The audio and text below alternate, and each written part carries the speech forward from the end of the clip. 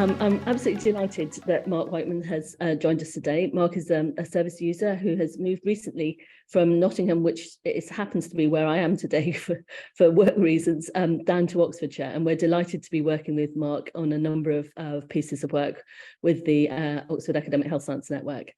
And Mark is a big advocate for service user involvement and is really passionate about supporting mental health. And we're going to be talking today a bit about his experiences and about his views about how we might best work with men who've had backgrounds with mental ill health. So Mark, thank you very much for joining us. And I mean, just to start with, could you just tell us a little bit about yourself and your experience of mental ill health? Sure, yeah, thanks, Sean. Yeah, good morning, everyone. Yeah, so mental health, I've basically, in retrospect, suffered from anxiety for the majority of my life. But looking back, would be that low mood, self-esteem, anxiety, fear of the unknown. I always remember as a child, Sunday afternoons, as soon as 4 o'clock used to hit, particularly in the winter when it started to get dark, that dread of Monday morning would come. So that's always been something that I've been very, very, very much aware of. I've always been in an anxious state, to be honest with you, really.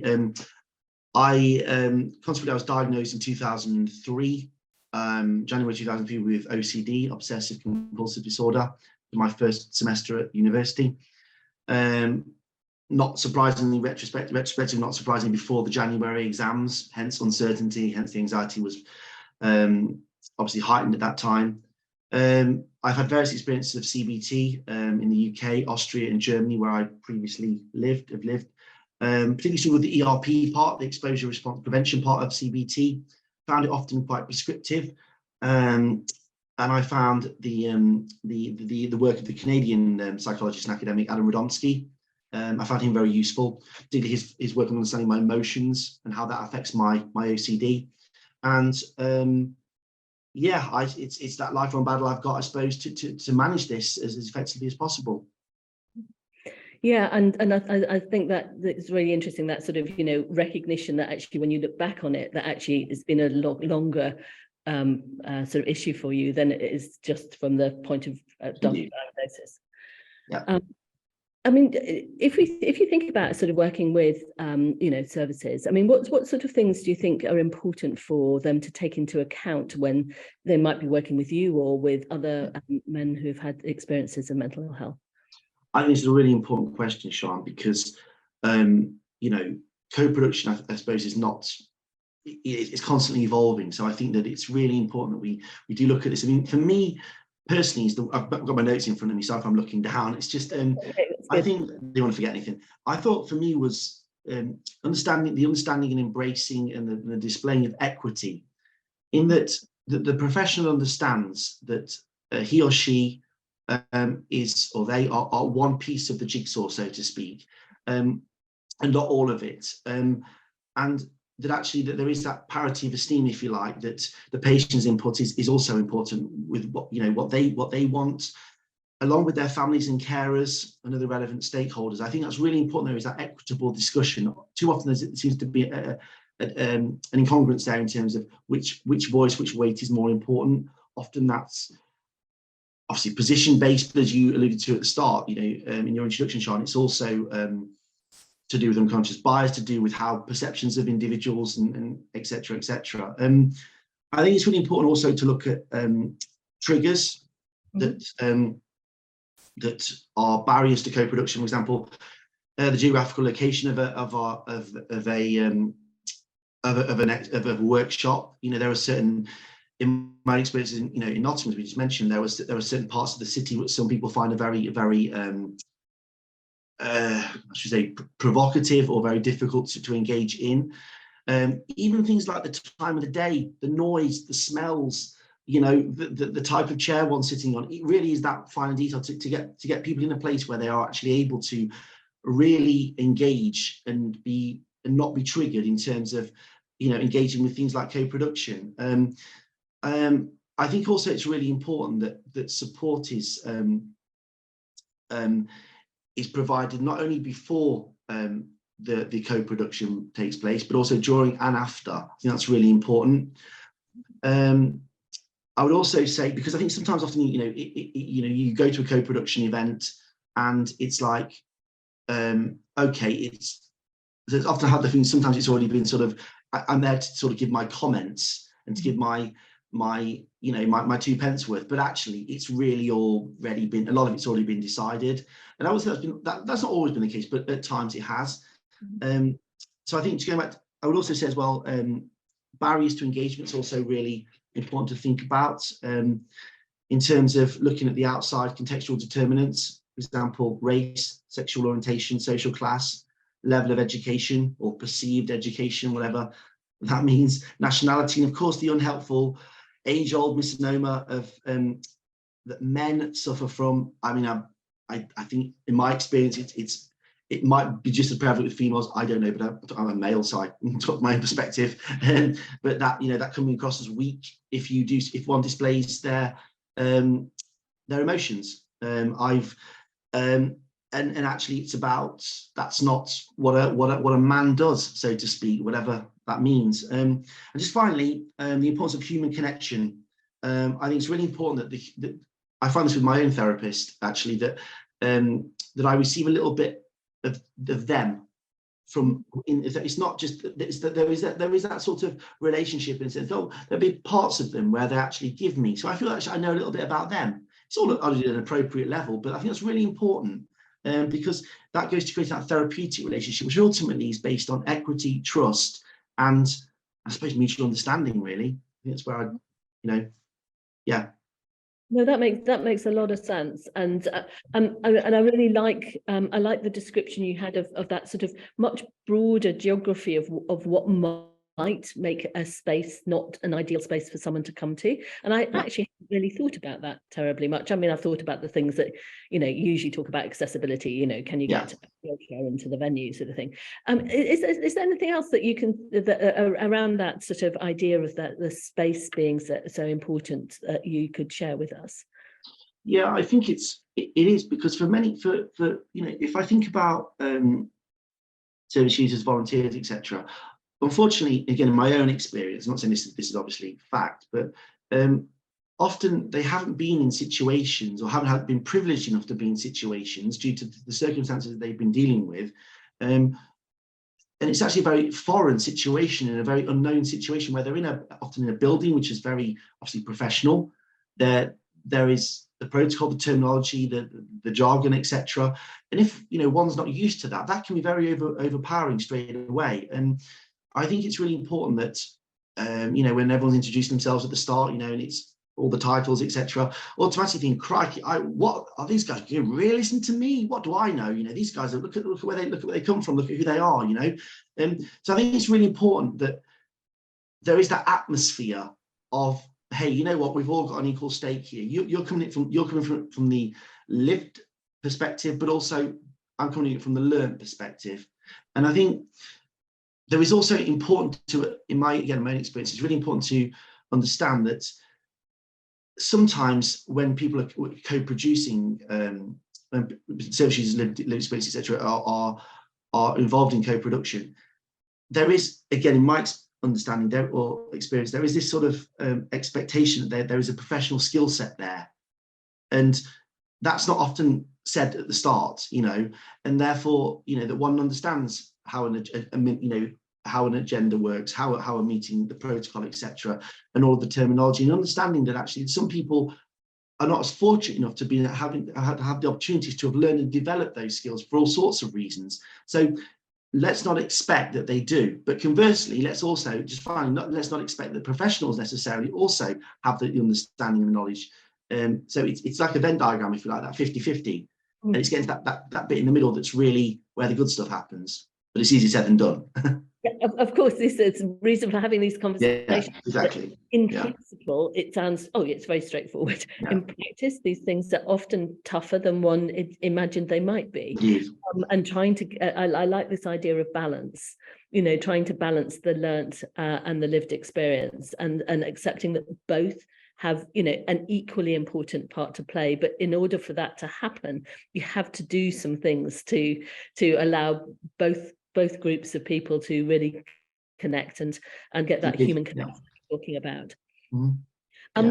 Is there a sort of a last, we're just cutting to the end of our 10 minutes, but is there a sort of last message or last thing that you would really like to say that it would make a difference? Yeah, definitely. I just got a couple of minutes in here. I think it's really important for people professionals to understand the importance that theory alone is not the same as theory put into practice, and that you're actually dealing with a real life individual, not what one learned in a textbook. I think it's really important. And it's certainly not a one size fits all. So therefore the importance of appropriation and pragmatism is really important, and not a sort of a real rigid adherence to methodology or approved guidance, so to speak. I understand there has to be a little bit of leeway there. I also think it's really important vocabulary, as I said, how one speaks. I'd avoid the should, would, could, need to. You're often, you're interacting with an adult, not a child. So less prescriptive vocabulary, and what makes the person tick, really. And I think that's really important. That creates that atmosphere of trust, respect. Power dynamics is another one. I remember I've been in a session where someone sat higher than me, and I'm, looking back, it's unbelievable. And just finally, how one frames co-production exercises is really important. That it's not framed that you are just a tokenistic viewpoint, that you're actually crucial to this, and actually by engaging in co-production, you're actually helping yourself, and you're actually doing it for yourself, which for men is often really important. That they're not having it done to them, they're doing it for themselves. So I think the framing of it's really important, and that's obviously from the outset to the end. Okay, I really like that idea of framing it so that actually that it's not just a gift, it's actually that there is something to be taken from it as well for everybody, actually. Yeah. Mark, that's absolutely fantastic. Thank you so much for sharing about how it's been for you. And we'll come back together at the end when we'll talk a bit more with everybody else. So thank you. Thanks, Sean. So I think we should have Stephen joining us now. Hello, Stephen. Hello, Sean. So Stephen is going to talk to you. I'm just going to say a little bit about who Stephen is, and please interrupt me if I get any of this wrong. But he's the Recovery and Innovations Coordinator at Restore and the Recovery College in Oxford, where he's been a tutor since 2018, and before that was a student at the college. And so he's going to be bringing a unique perspective as somebody who has experienced mental ill health himself, but is now working with people in order to support them with what they need. So Stephen, I will let you talk, and I will turn my video off now. Thank you very much, Sean. I am looking at my notes as well. It's a crazy thing, this where your own kind of confidence gets taken away from you, and I have to read about myself. So like Sean said, Stephen and I work within mental health now, but I do have my own lived experience with my own mental ill health, having accessed GP support when I was at first 16 with low mood. And that's 27 years of fairly constant connections and interactions with services for my mental health. I'll let you work out the maths of how old I might be. I've managed to convert these life experiences into my work.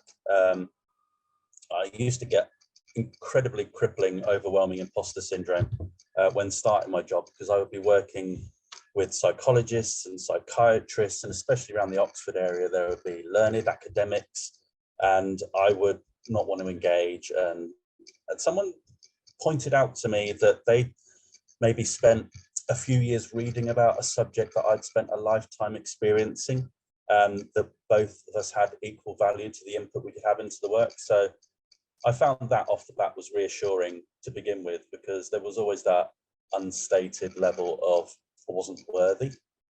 Hopefully I've managed to overcome that over the last 4 or 5 years. And part of the thing that I've done within my role is developed a bespoke recovery college course around men's mental health called Men's Mental Health and Society. And we look at some of the issues and the things that affect men's involvement and the way that we might behave, and some of the ways we might understand men and their involvement in services. One of those I just wanted to highlight some of the parts of the course that we do, because one of the studies we talk about is a study called the Big Build, which was a Brownhill study from 2005 in Australia. And in a nutshell, that's how men's behaviour escalates through stages until crisis point. And we focus on that in the room. And as some of the statistics we've had earlier highlighted, the 3/4 of all suicides in the country being men, but only 36% of IAPT referrals being men. And that was how the course really came about. It was that discrepancy between those two numbers. And I remember my colleague telling me that before the course was even an idea. It basically said, you know, the suicide statistics for men. And I was like, that can't be right. And he was like, no, it is. And I was like, okay, let's do something about that. And that thing about that big build of men's behaviour and that escalation was that men presenting at services, there's a high likelihood that when men do present at services, that's the crisis point and they've kind of gone beyond. And I don't know the exact percentage, my colleague knows this better than me, but there is a high percentage of men that do present for services in crisis mode and then finally complete suicide within the following week, because what they're doing is presenting and going, I need help.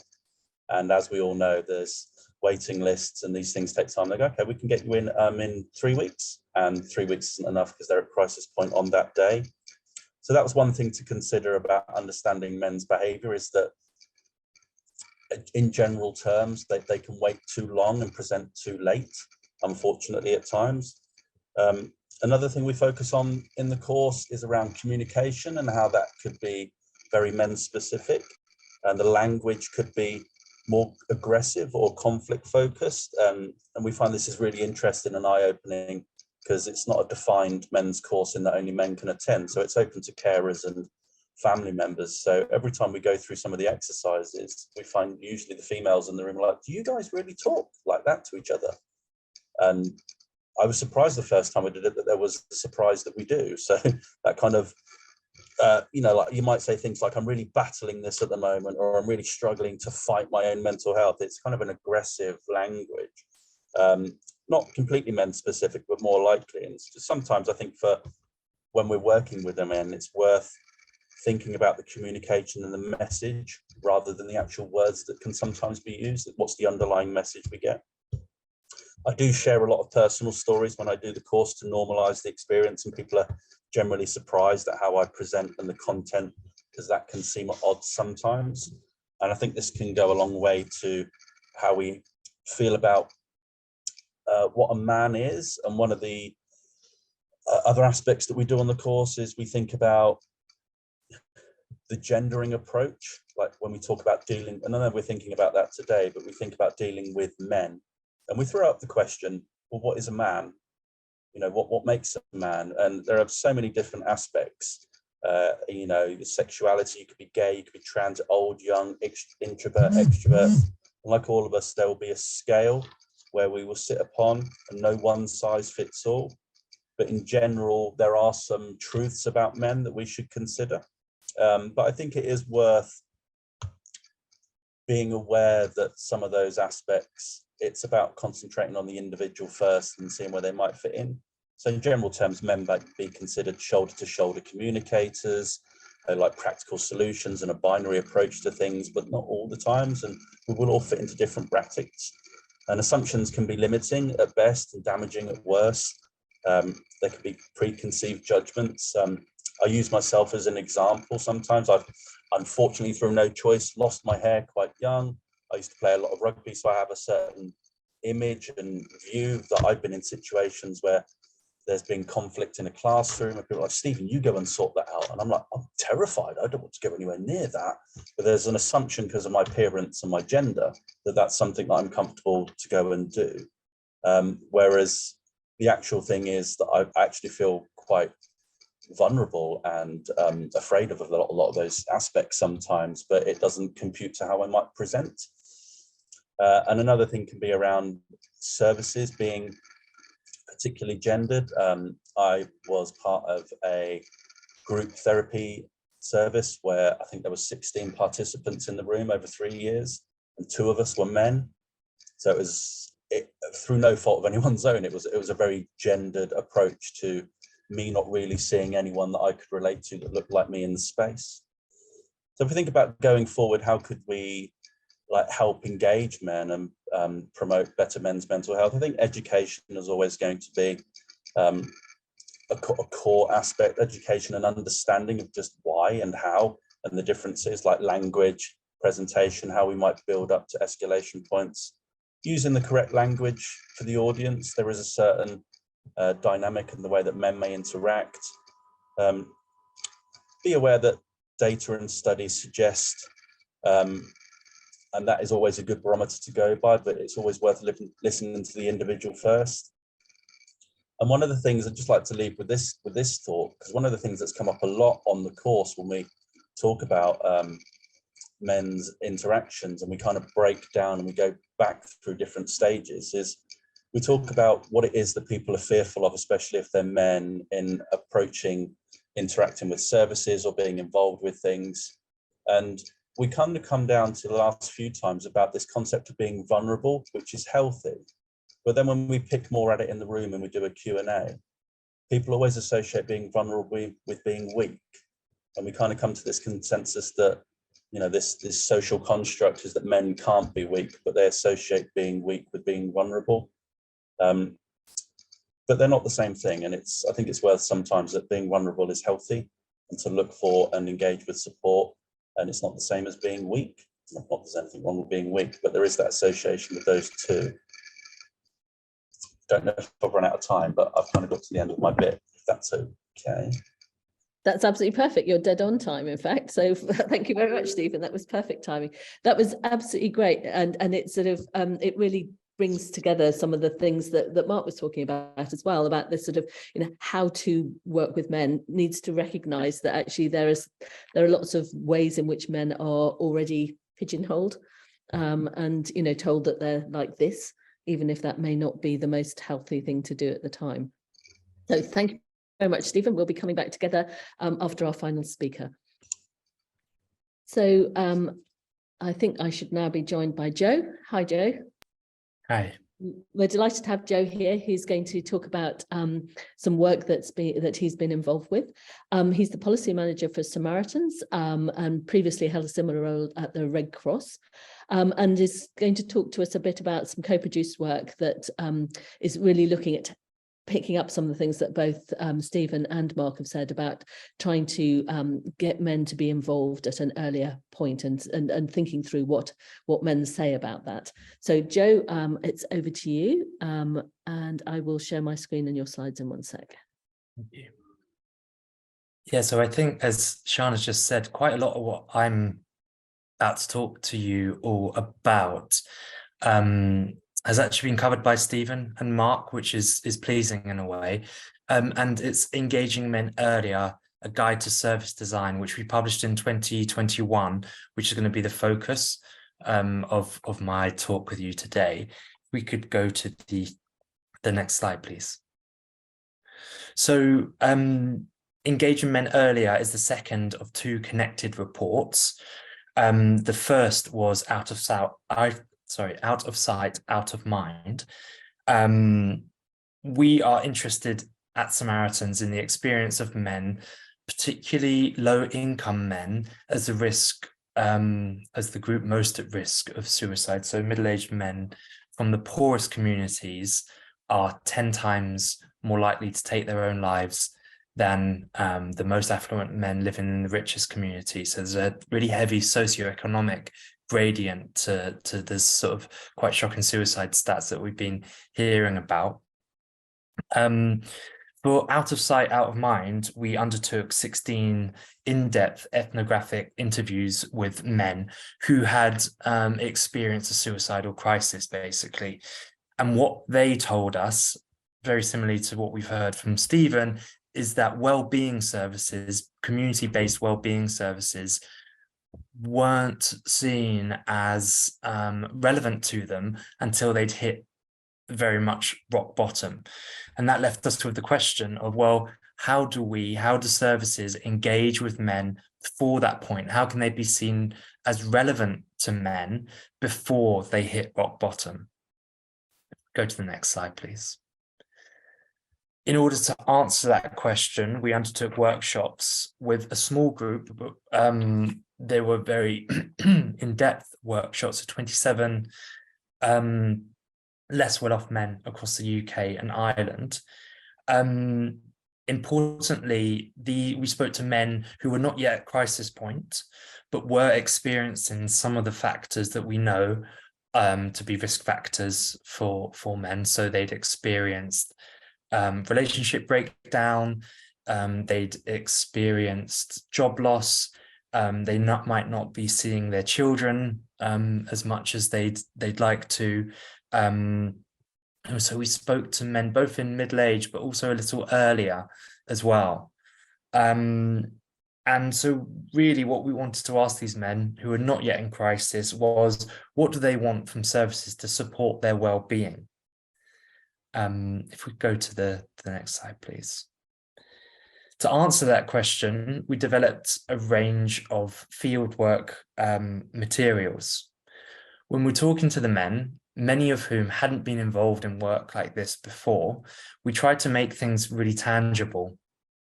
Talking about well-being services, talking about their own mental health, all of these things we tried to use materials which would make those conversations as rooted in practical examples as possible. And you see here some of those materials.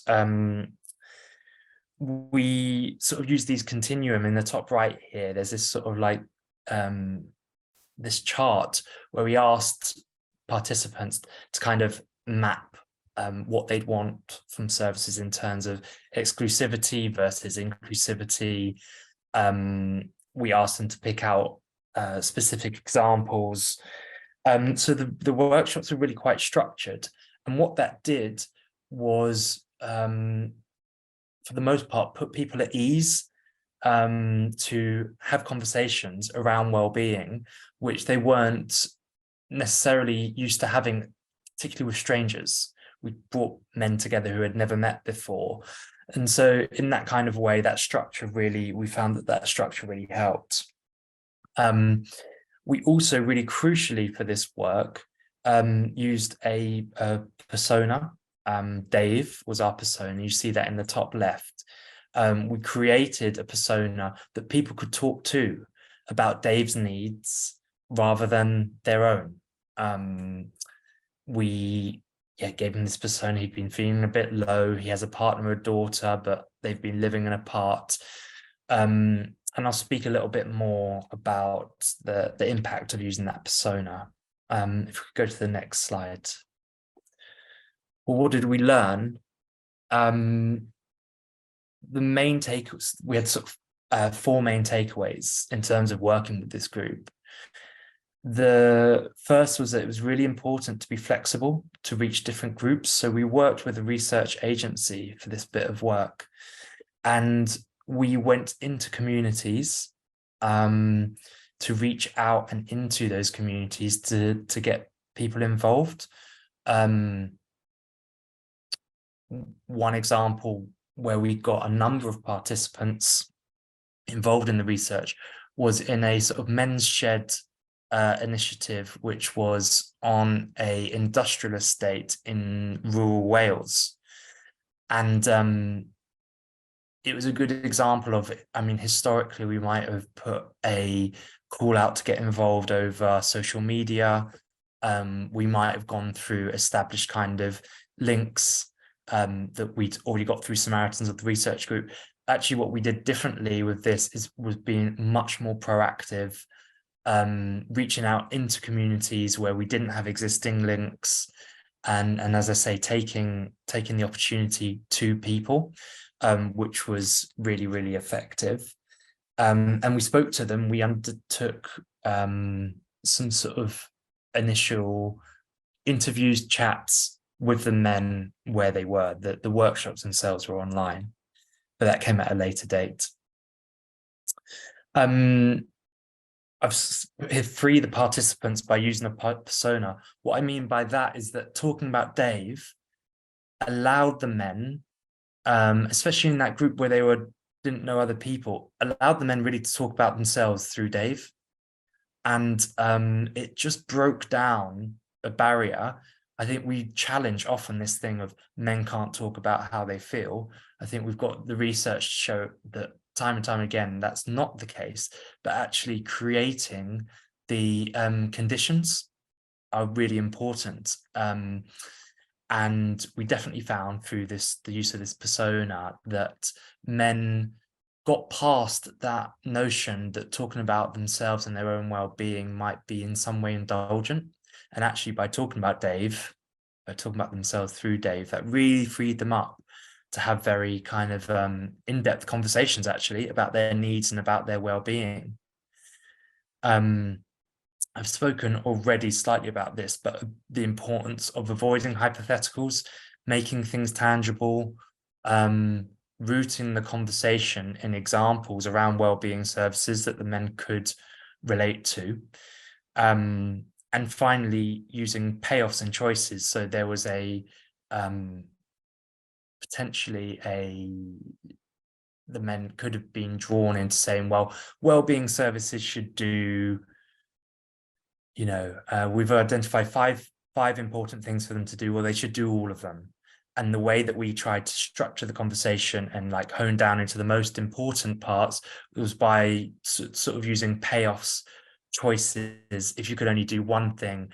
And that allowed us, if a wellbeing service could do one thing or two things or three things, and using these payoffs and choices allowed us to really dig down into what was most important to the men. If we go to the next slide, please.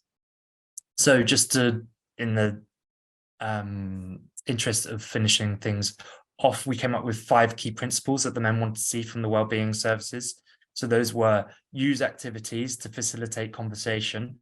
The men did want to talk. They did want to talk about themselves and their own issues and worries, but activities could be used as a vehicle to facilitate that conversation, to talk about themselves. They didn't want to sit around a table and just go for it. There needed to be some sort of activity. If we go down, please. Being welcoming and accessible. A lot of this was around providing the right information at the right points to put people at ease so they weren't guessing what they were going to be getting themselves into. If we go to the next, please. Again, communication was really important. Early communication, putting men at ease. If we go to the 4th, the men wanted relationships. They wanted to have relationships based on shared kind of understanding, but they said, this is going to take us time, give us time to develop those relationships through the services. And finally, the 5th, fostering a sense of achievement, that the men felt they could be justified by creating goals and tasks to complete, made them feel justified in attending and talking about themselves. I'll leave it there as I've run slightly over, but really happy to take any questions. Thank you so much, Joe. That was not run over. That's absolutely perfect. So I'm just going to stop sharing my screen now, and I'm just going to invite Stephen and Mark to rejoin us.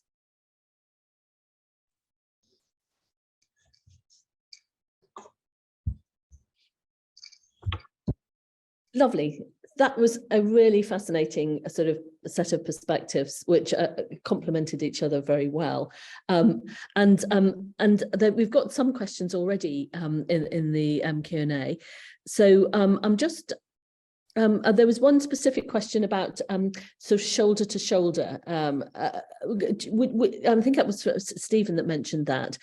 Stephen, could you just tell us a little bit more about what you meant by shoulder to shoulder? I can, yeah. This came up the last time we did the course. One of the students actually brought it up, and I hadn't been aware of it. But it's that principle that when we talk about engaging and talking to someone, there's a very traditional approach, which is either with a counsellor or a social provider or someone where it's sat down and it's face to face.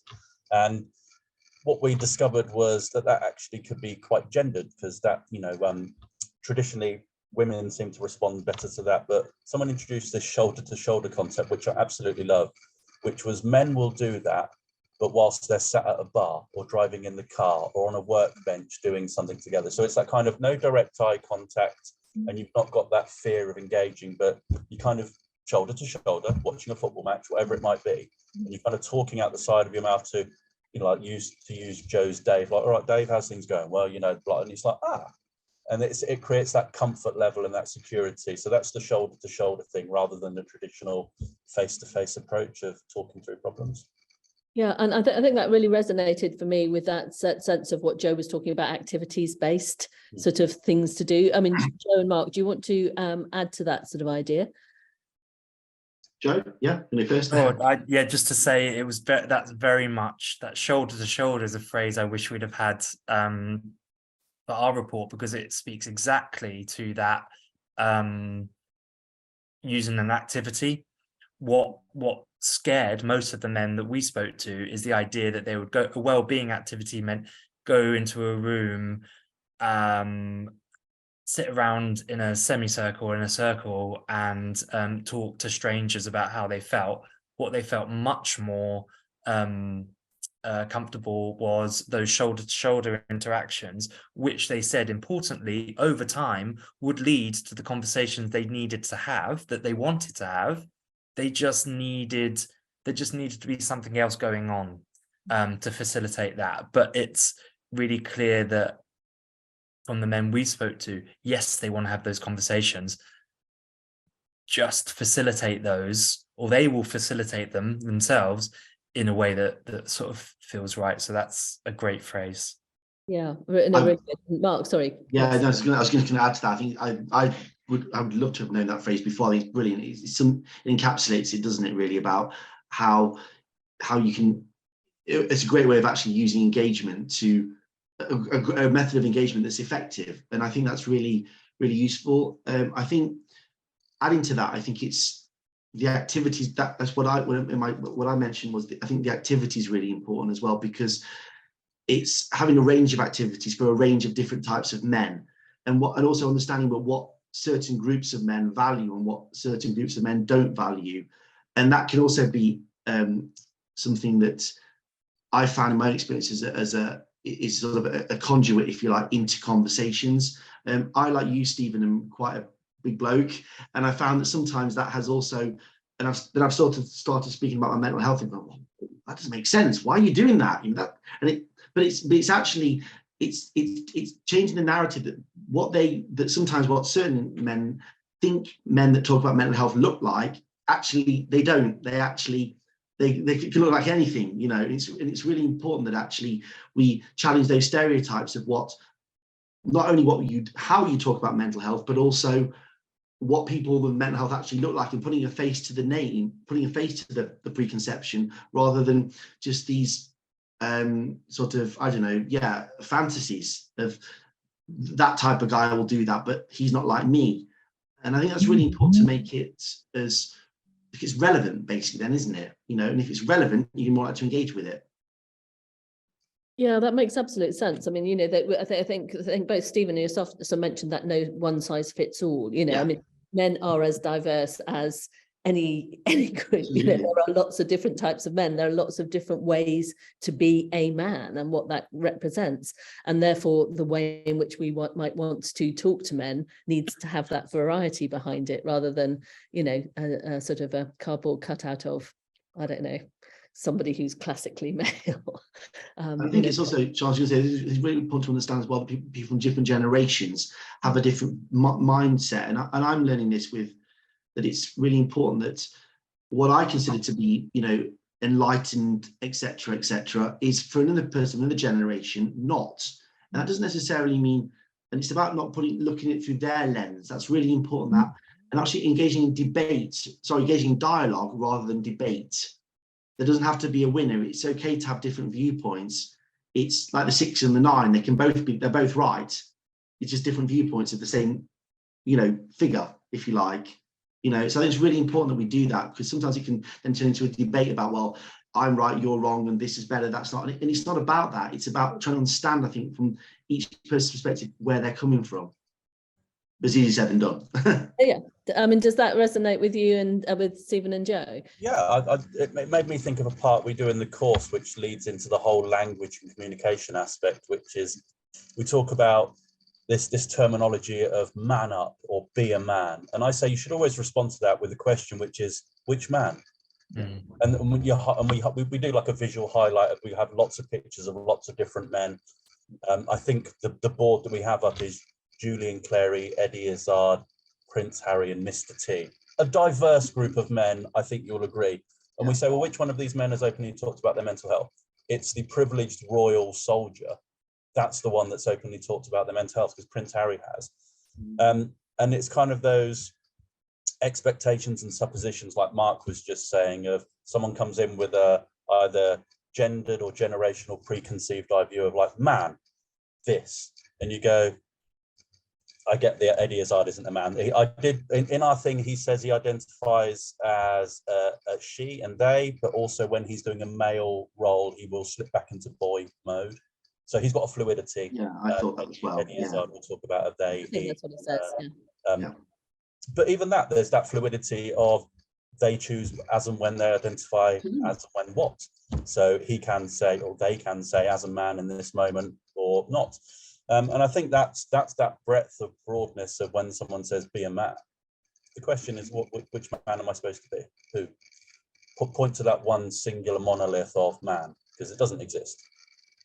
And as you say, what being a man might be different in different contexts. Yeah, we play a video, and it's talking heads of like 10-second clips of men from the ages of 5 up to 50, and they're posed that question of be a man, and they're all responding to it. And you can see going through the generations of what that means to them, and it kind of ebbs. And it's really interesting because there is no coherent, similar, one size fits all of what that is. It just goes to show on a brief, minute and a half video clip that it's always a man. Joe, did you have something to add? Well, just I think that when we think about well-being initiatives, a lot of the time you see stuff, and this is not knocking them, but it'll be a pie and a pint and a chat, and a lot of it is around well-being initiatives for men being around football clubs or rugby league clubs, and of course all of those things have their place. But actually what the men we spoke to was there's a real diversity to the experience, and I don't like football, or I don't, people saying rugby union means nothing to me, and where are the places that I can go? So really thinking about when we think about service design, budgets are limited, people need to do with the money that they've got, and heading for sports is often a really, but I think there's something about commissioning services and being quite maybe a little bit more inventive and a bit more sort of reflective of that diversity of what men and men's interests encapsulate. Because as you say, Sian, it's an incredibly diverse group. Thank you. Sorry, Sian, can I just add to that, and about the Black and Asian community? I think that's also the cultural aspect as well, because for what people from certain communities feel is acceptable to engage with is not from other communities, and often some communities get really left behind by, not only in terms of the activity itself, but also it's just not culturally appropriate, and I think that's so important that we look at that, because there are so many people that are just falling through the gap because they don't fit into what this one box, if you like. But I think it's an evolutionary process, and these conversations are so important that we move it forward. But yeah.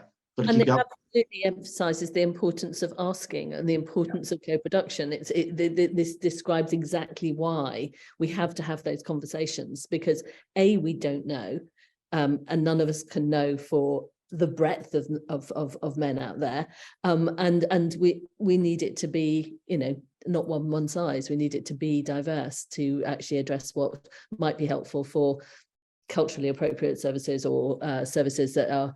One of the questions in the chat was about young people, or young men, young boys.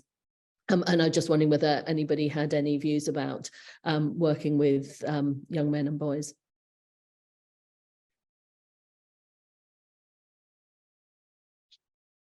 I mean, what we tried to do through the work that we did was we didn't speak to young people specifically, but we tried to make the principles within our that we sort of derived from the research high level enough to be relatable to different kind of settings. And that thing of that principle of activity based, like using an activity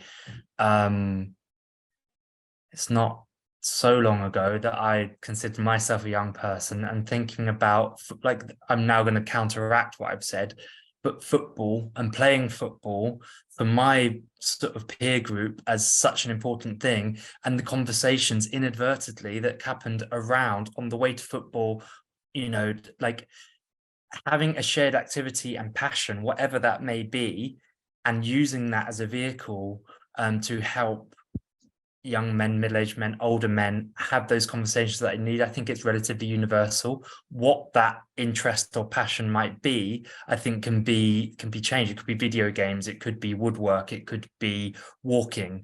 But like trying to like focus, I think we at Samaritans try and focus on those same principles. And I think that activity-based, passion-based kind of approach works. And it sort of reinforces that idea of going to where people are. I mean, I liked your sheds in North Wales or wherever they were, you know, that actually, and it's a principle for working with all communities, that actually it's not about saying, come into our space. It's about saying, can we come to yours? Yes. And again, that I picked that up very strongly from Mark's talk, you know, about that sort of idea of whether or not a space feels like a space that you wish to be in or that you wish to share in. And I mean, whilst I can't talk from the male perspective, but, you know, I'm a doctor. I had my children in hospital because hospitals are not scary places for me because I worked in them. But I absolutely understand for many women, they might choose not to have their babies in a hospital because it feels alien and clinical and all the rest of it. So there's something about genuinely understanding space and what that represents for people, which we perhaps don't do as much as we could. Any other thoughts about young people, Stephen or Mark? I think it's really important that I really, you know, endorse what Joe said about the activities, you know, about that appropriation and having that range, so important. But I think also it's about, along with those activities, also this normalization of mental health. You know, that it's actually just, it's what, you know, we talk about, well, my knee's not very good, or, you know, I don't know, my shoulder hurts. We just talk about things that we just do, you know, it comes up, you know, oh, I've got a headache today. And we just get into that sort of normalization where we actually look at what's our emotions in the same way we look at how our leg hurts or if our stomach's, you know, giving us pain. And I think that happens that's an organic process that through activities, through the media. I think it's really important as well that people speaking out appropriately. I think that sort of, and also that there is a range of people, a range of activities, and a range of people that if you like, in the public domain, they publicise this, if you like. So there's somebody can think, well, I connect with that person, I connect with that person, rather than, as you said, just if it's just a rugby player, well, that will work for some people, but it might not work for the guy who's interested in, I don't know, poetry, or the guy that's interested in theatre, you know. And it's, unfortunately, I think budgets do limit what the provision is, and often, sometimes, I think that's the key point in terms of service delivery. I think in terms of having that flexibility, depending on the people that you're presented with, you can actually then adapt the activities to the people, not just, oh, we only do 1, 2, or 3, you know. So again, easier said than done when you're operating in a large system. But ideally, I think having that flexibility, that appropriation would allow us to accelerate the you know, how people engage, I think. But we've got to keep going. It's an ongoing process. I absolutely agree. And one of the things that have been put into the questions, which I'd be really interested in sort of getting a perspective from each of you, is that if we look at the workforce, particularly in healthcare, we have a very female workforce. You know, if we look at nursing, OTs, but pretty much all of it, because if you look at medical schools now, 60% women. So whilst that hasn't translated itself all the way through the medical workforce, it certainly is the case that there are now many, a definite majority of women in most medical schools. What do you think that means for the sorts of things that we're talking about? I could talk from a lived experience of this. Like I said in my little talk, that 27 years I've been interacting with services, And for me, it's become very normalized to see a female practitioner. That when I turn up somewhere and it's a support group, or if it's recovery, or even if it's a doctor or a psychologist, and it's a man, I feel unnerved because it doesn't fit my frame reference of what I'm experienced and what's normal. So I think maybe just normalizing that more men in those roles, and that is a front facing, and that's what you're expecting to see. Because I will completely open up and be honest about my bias of, can I see a woman please when I go to that thing? I'm the same, actually. I do the same. Because that's now comfortable to me. That's normalized. And I think a way around that would just, have more front facing men in those roles if they can. I don't know how we might go about that, but just have them more visual, have it more, break down that barrier if that's okay and it's more normalized. Because that's just a lived experience that I've experienced. I think, sorry, can I just come in there? I think, as generations change and people do art through social media, etc., people are more expressive about in a more public domains in how they feel, or their opinions, or they have more means to express what they think, what's going on in their minds. I think I hope we get to the stage where actually this sort of lack of introspection is looked at actually as not weakness is the wrong word, but looked at as something that could be improved.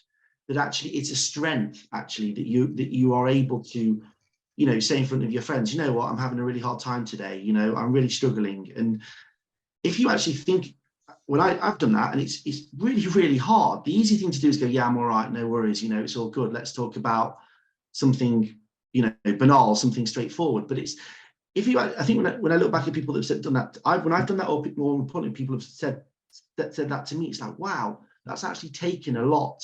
And I think it's about acknowledging that actually how much strength it is, how much courage and strength it takes to open up, in the same way that we might say, I don't know, crikey, he's a guy who can bench press 150 kg. What's the they're both signs of strength, aren't they? I think, and they both need. Well, that's great. You've improved. You can improve your physical. That's great. But to do that, what's that taking in? Your inner strength to say those things. I think it's about giving that, again, that parity of esteem, if you like. And just because we can't see it doesn't mean it's strong. Doesn't mean it's not strong. Doesn't mean it's not important. I think that they're the things. But and they'll come about these types of conversations. I think the more of this, the better. Does that make sense to you and to Joe and Steve as well, Stephen? Yeah. I mean, there's definitely something that's going through my head about this sort of idea of we often talk about soft and hard skills, and hard skills are technical, the bench pressing or whatever it is, and soft skills are relational, communication and a capacity to relate, and they do get very gendered. Hard skills are male skills, soft skills are female skills, and soft by its very nature diminishes them, despite the fact that actually they are tougher generally for people to learn. It's easy to, not easy. It is possible to learn skills that are technical. It is tougher sometimes to learn some of those soft skills because they actually they're not as easily taught, perhaps, or perhaps we don't spend time teaching them and learning them. And I'm just wondering what your sense is of that. One of the opening exercises we do on our course is we throw up 2 words, which is masculine and feminine, and ask them we don't give them any kind of indication, but we just ask them to write down all the traits associated with those words. And I'm sure it's not surprising at all that they really gender into both of those words. And we point out that they're human traits. Everyone has masculine and feminine traits. Then they shouldn't be exclusively gendered, but people think of that as man and woman. So you've already got that splitting of things, of understanding what something is, like you said, soft and hard and masculine and feminine, that you're putting them down gender lines. So we do a lot in the course to try and dispel that's not necessarily true, and we are a combination of lots of many different things, whether we're male or female or anywhere on the scale. It's that kind of as individuals, we can inhabit a 360-degree view of anything, and we should treat each other accordingly. So like we were saying, accessing services, you might want this, you might want that. What's the individual need? You're going to have some general rules of thumb that might split down gender lines that are unavoidable. But I like to think of those as guides. And you know, everyone's going to always have their own interpretation of something and what relates to them better. We've got a question, a quite specific question in the chat, which was, do you think there needs to be a difference, or tends to be a difference, when talking to men and women about suicide?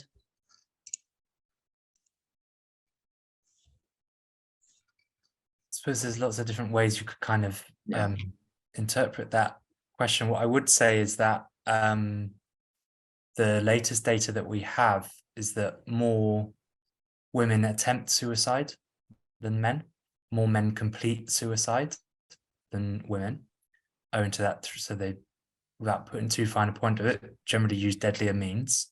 But the fact that more women attempt suicide than men in the UK does put a bit of perspective into this, you know, the idea that it's men don't talk, men bottle it up, women talk, and so therefore women are, you know, there's I think that the stigma that pervades talking about suicide, we've made great strides in recent years, I would say, as a society, talking about mental health. But when we say that, I think we're talking about depression, anxiety, less than talking about serious mental illness or suicide. We definitely there's a huge stigma. And I think that women are no less kind of impacted by that stigma than men necessarily. So yeah, I would say that many of the same challenges around speaking about suicide exist for women as they do men, and the very unfortunate statistics kind of bear that out also in terms of attempts. I think that's a really good point, Joe, because actually I think sometimes the people don't know the facts. They're thinking that what they think is true actually isn't the case, and the stats often, as you just illustrated, are contrary to that. And so I think it's really important that how the information that people get is actually, you know, the facts. Because often I think a lot of it's this, I mean, with social media, etc., there's so much preconception, so much assumption that this is how it is, but actually, is it? And I think one thing moving forward with these kind of discussions is that people actually learn the skills, and that goes back to education, goes to or there are skills that are either learned or developed, of questioning, that it's okay to question. It doesn't have to be, and sometimes, like as I said in my little piece at the start, it doesn't have to be about, there has to be necessarily, it's a debate where there's a winner. It doesn't always have to be a winner or a loser. It can just be a discussion, and actually there could be merit on both sides, that actually there is this discussion that well, why is that? Does that have to be like that? You know, I mean, there are so many things that I actually look and think, well, why is that? You know, I mean, that was one thing living abroad really was interesting for me. It allowed me to look at myself and think, well, why is that? Why do I think that? You know, and I think if we, to create that sort of environment, that is something that I think that might then lead to more discussions where people actually do more honest conversations about actually how we're feeling, rather than what we're expected to portray in certain situations, or how we're expected to come across due to all sorts of factors. But it's certainly not an organic process, but hopefully in 10 years time, we'll be further down the line, you know, in 20 years, 30 years, but I think it's about keeping the discussion going for sure. And that's the crucial bit, and getting the facts right.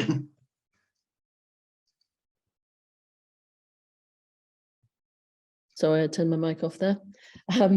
I just picking up something else that sort of, again, it sort of relates to what Mark has just said, and it also has come up in the chat, and that's the role of education. I mean, that's a big space, you know, everything from sort of primary school right the way through. And I'm just wondering what your thoughts are about education in this space.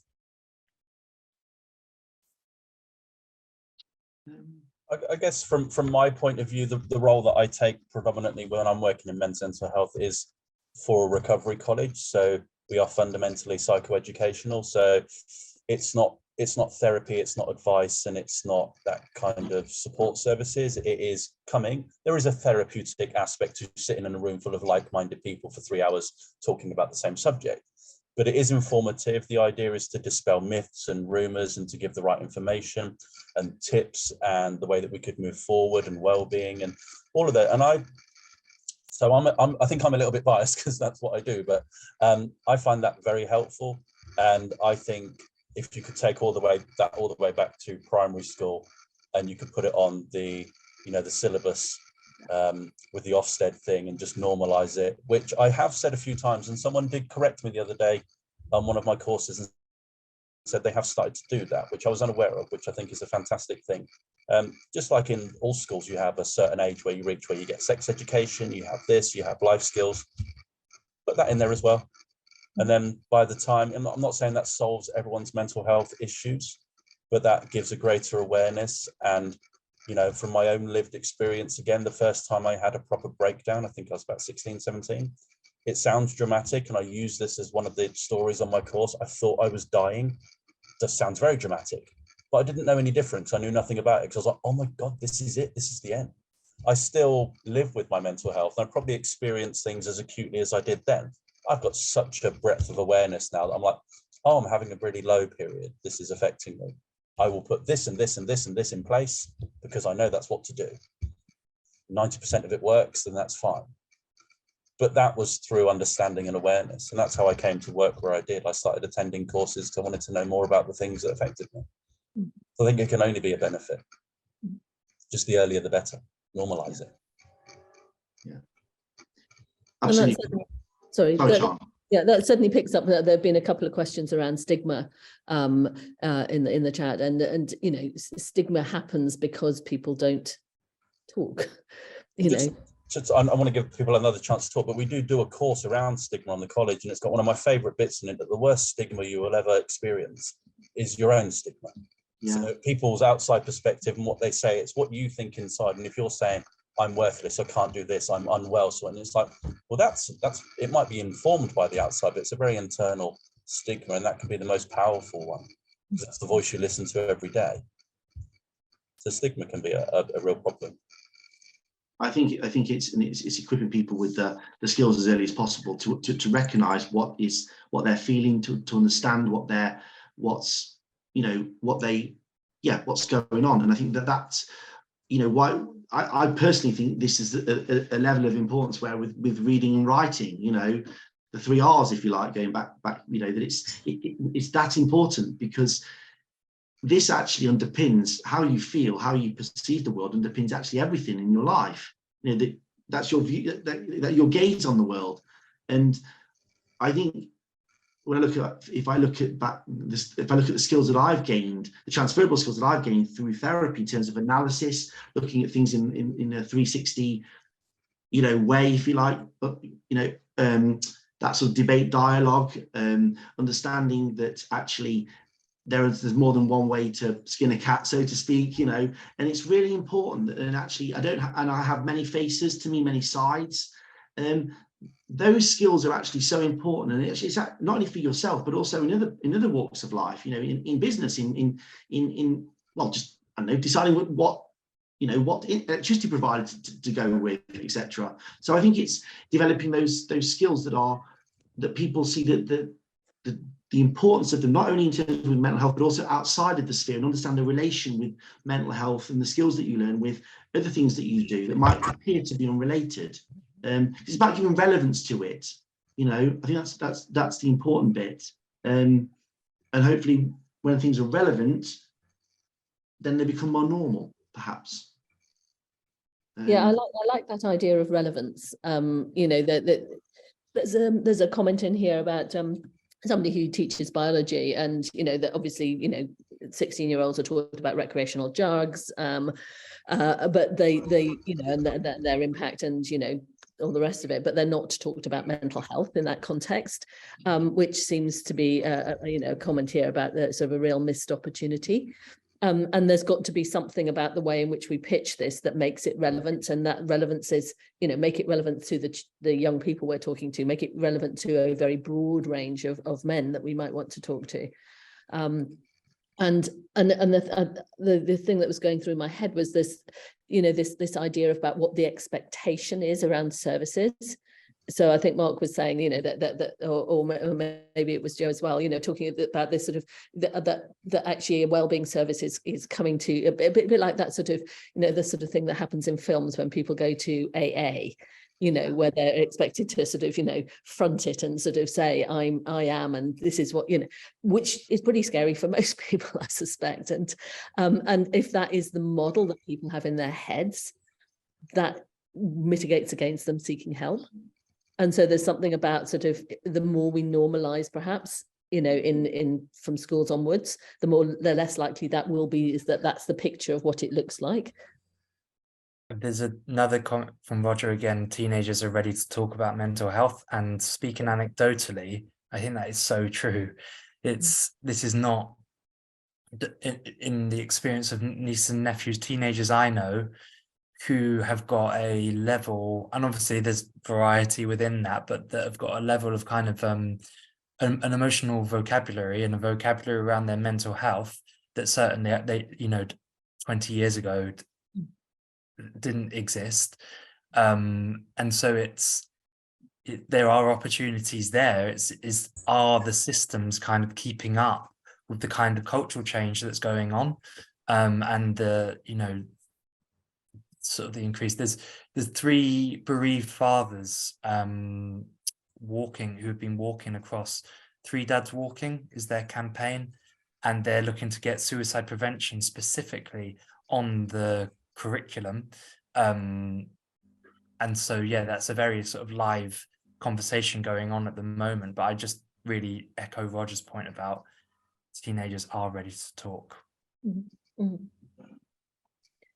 I was going to say that I think it's really important as well that we look at, communication people can talk, but not necessarily through speech. There are lots of different ways in which people feel are able to communicate. I think, you look at therapy, you go to a room and you talk to somebody, it's a face-to-face one-on-one, but some people, I suppose, can have chat might be the most, an online chat facility, that's really important, or sometimes the dynamic between talking to someone on the telephone or talking to them in person, it's a very different dynamic. And sometimes I actually wanted to make a comment, I didn't make it in my little talk, but so I speak German, and when I speak about my mental health in German, it's actually, strangely enough, I actually feel like I make more progress in that way, because I'm thinking about the words I use more, and I'm more focused on actually the objectivity rather than being sort of bogged down by what the connotations of words, because my vocabulary is not as extensive in German as what it is in English. So I think it's all of these really, it's sort of understanding that there are so many ways to communicate, and different people need different things, and it's about sort of, that's what I said also in my talk, understanding about what the individual needs, and the systems having the flexibility to accommodate that. But when we live, often in my experience, systems are very sort of quantitative based rather than qualitative based, because it's great, it's a great advert, isn't it? And that's where the systems, I think, can perhaps be more attuned and understand that actually, you can't solve something after 8 sessions. You might not, but I think actually giving this, and actually you don't have to have an output all the time, because it's very difficult to know that. And so it's looking at the metrics that we use, I think, to measure, what is good, what's a good intervention and what isn't. I think they're important, but then obviously it operates in a context. So highly complex. I won't go any further. I think it's about what suits the individual's needs. So at the end of, mine's a 3-part course, so that's 9 hours. At the end of the first 3 hours, we've spoken a lot about suicide. So we do some signposting, and usually at most of our courses, the signposting it's the phone book, and it's all of the local services and the national services. But because we stipulate that we're talking about suicide for 3 hours mainly, we've boiled it down to, I'm going to get this wrong, I'm going to embarrass myself, I think it's 5.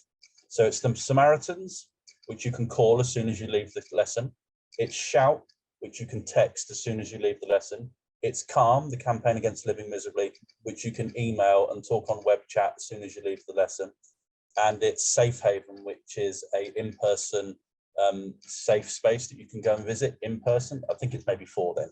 So there's 4 components that as soon as you leave my classroom, if you're feeling triggered or unsafe, you can call, text, email, or go and see in person.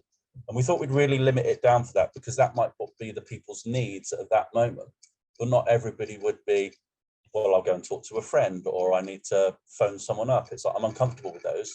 I want to sit on a text, or I want to do an email. So it's about what's relevant to the individual's needs, and especially at the moment that they need it. I've been in situations where I have phoned the Samaritans and I found it unhelpful, but then other times where I found it helpful, or I've needed a text message, or I've needed an email.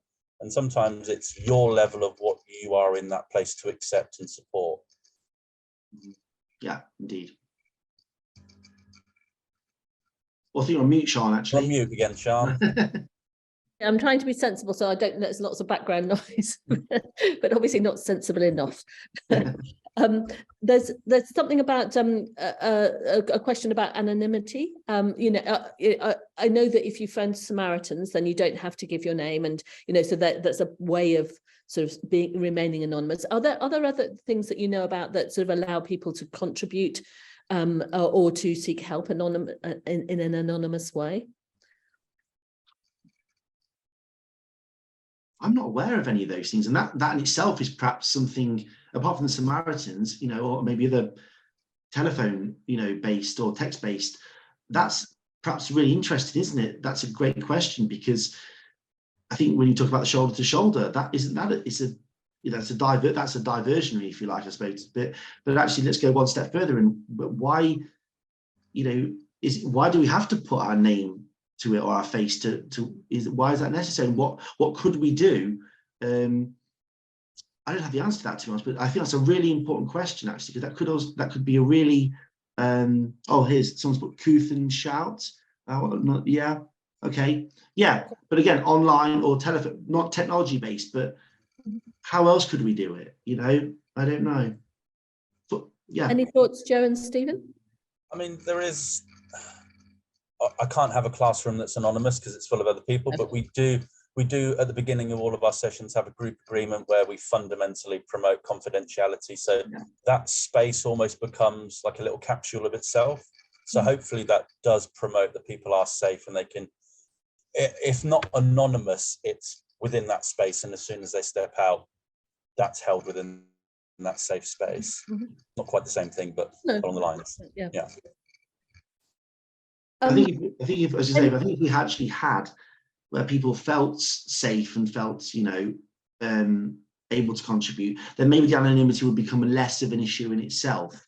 Perhaps, it's perhaps the focus is more about how do we create that safe space that people feel able to, or that safe activity that people feel able to open up. And I think it's giving the time. I think someone mentioned in the chat, giving the time, the provision, and giving the importance of this, that it isn't just an add-on at the end that we fit in. We've got 5 minutes at the end. No, this is in schools. It's the same as your maths, your English, your science. That actually, well, I mean, I'm not as young as some people here, but it was. I remember we had 1 hour a week of personal, social, and health education, and we didn't take it seriously. But we had 5 hours a week of maths or English. I personally think, that is as important, because you're learning, this is a life skill like maths and English and science, ICT, etc. I know I might sound a little bit, that's never going to happen, but why not? Because, tricky getting into schools, but that's probably, thank you from Julia Brown, but I think that's one of the crucial bits, early the better. But then it becomes a question of how, Yeah. So we're kind of really broad and interesting conversation, and I'm just going to sort of spend a few minutes just sort of just saying, I think we've got to, and give everyone an opportunity to say one thing that they want people to take away, perhaps. So, I mean, we've heard, there are many different types of men, thankfully, and that their needs are going to look different. The way in which they might want to interact or way they might want to talk is going to necessarily be different, and that actually the purpose of co-production, in a sense, is to make sure that we understand that huge breadth of need and breadth of attention to the ways in which different types of men might want to access services or might want services designed with their interests in mind. And I guess that I think we've said it a number of times, that idea of shoulder to shoulder strikes me as the sort of key bit of really useful bit of a way to conceptualize some of that. And I took two things from that. Firstly, that sort of ability to be able to talk without saying, I'm talking about this at this moment, but talking about it with a slight sort of aside almost. But also that idea that actually that perhaps women can be shoulder to shoulder to men in this endeavor, that actually this is something that we would want everybody to think about and support, so that actually it is easier for men to come forwards at a point in time which is not crisis, that it is easier for men to talk about how they feel at a younger age, perhaps because we're bringing this into the curriculum. We're making sure that people feel that it is okay to talk, that it is not something that needs to be left, and that this is not we perhaps need to redefine what courage means. And courage isn't the sort of traditional dragons and bravery. It is about they be able to actually really talk about what matters and how you feel. So that's the sorts of things that I took away from today. I'm just going to quickly ask each person, each of our speakers. Joe, is there sort of a moment that you want people to leave with? I think don't assume. It's that don't assume that men don't talk. Don't assume how they want to talk. I think an absence of assumptions and that being at the heart of co-production is a really important takeaway. That's great. Thank you very much. Stephen? Just got dragons and bravery in my head now. It's such a Sorry. But I would say, with everything we know, use it as a framework, but address the individual, because the individual will always be individual. So it's good to have the guidance of men's preferred methods of learning and interacting, but it might not apply to everyone, and individual first, gender second. That makes sense. And Mark? My little chestnut is that I like the debate dialogue, that we're actually having a conversation with somebody, and there doesn't have to be a right or a wrong. There doesn't have to be a winner or a loser. We can actually be, you don't need to be told what to do. You can actually say, okay, let's understand it, and actually have that conversation. And actually, I think that's important, that we have dialogue rather than it always have to be a right or a wrong, and a good or a bad. So if we get away from the polemics, I think that might lead to more, how should we say, conversations where emotions come out through dialogue rather than through a debate. So but you agree with the other 2 points as well. So yeah, onwards and upwards. Absolutely. Onwards and upwards is one of my favorite phrases. So thank you all very much. It's been a really, really interesting session. I've really enjoyed listening and talking to all three of you. A reminder that we have a session in a few weeks' time. Lucy will put details either in the chat or send that out when we send things around to people, which is focusing on men's physical health. We would really, really appreciate if participants could fill in a very short evaluation form so that we try and make changes to make this work for as many people as possible. There were lots of questions we didn't get to answer. It's always the case that we have more questions than we've got space to answer them. So we will pick those up and send things out to people after the event. Thank everybody for attending. And I'm just going to share my screen quickly because I came across this, and I think this sort of sums it up. This is, we look different, and actually, if we want things to be fair, then we have to make sure that one size doesn't fit all, because it really, really doesn't. So with that in mind, thank you all very much. Enjoy the rest of your day. And again, very many thanks to our speakers.